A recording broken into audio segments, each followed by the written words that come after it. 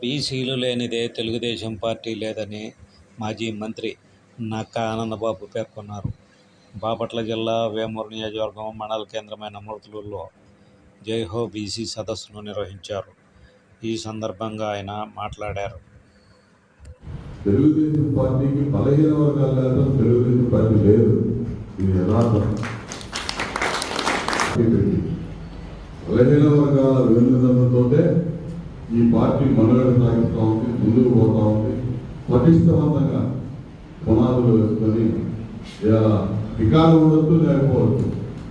నిత్యం ప్రజల్లో ఒక బలమైన పునాదులు కలిగినటువంటి పార్టీగా ప్రజా సంస్థల మీద అధికారం ఉన్నా లేకపోయినా పోరాటం చేస్తూ ప్రజలతో మమేకమై పార్టీ పనిచేస్తూ ఉందంటే దానికి ప్రధాన కారకులు బీసీలు అని చెప్పి సందర్భంగా తెలియదు.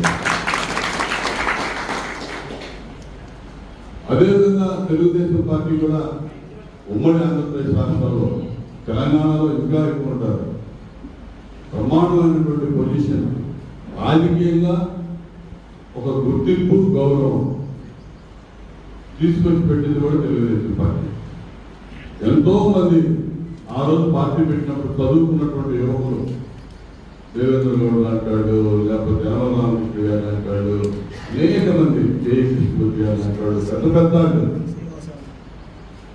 శ్రీనివాస యాదవ్కి, రకరకాలుగా ఎక్కడెక్కడ ఉన్న వాళ్ళందరూ కూడా గుర్తించి తీసుకొచ్చి ఎమ్మెల్యేలు, ఎంపీలు, రాజ్యసభ సభ్యులు ఇవన్నీ చేసుకుని ఇవి కాదు స్థానిక సంస్థలో రిజర్వేషన్ ఇవ్వాలని చెప్పి 33% రిజర్వేషన్ కూడా స్థానిక సంస్థలో తీసుకొచ్చి బలహీన వర్గాలకి వేలాది పదవులు కట్టబెట్టి పదవులు